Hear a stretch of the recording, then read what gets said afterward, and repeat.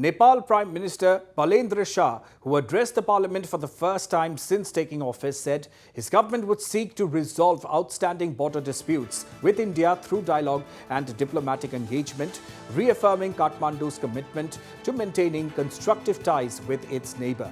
Referring to Nepal's claim over the Lipulekh Limpiadhura Kalapani region, Shah said Kathmandu has already raised the matter with New Delhi through diplomatic channels and received a response. He added that both sides had agreed to address the issue through discussions involving historians and surveyors from the two countries. Balendra Shah stressed that Nepal would continue to prioritize diplomacy, mutual respect and dialogue while dealing with sensitive bilateral issues.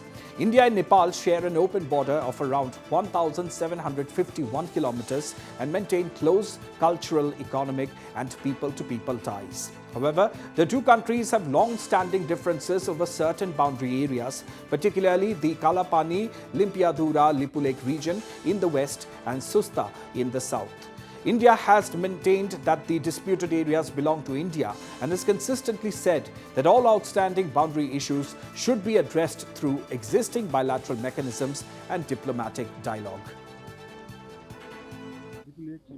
Limpiyadhura सम्बन्धी बुझ्न खोज्नु भयो जस्तो लागेको थियो।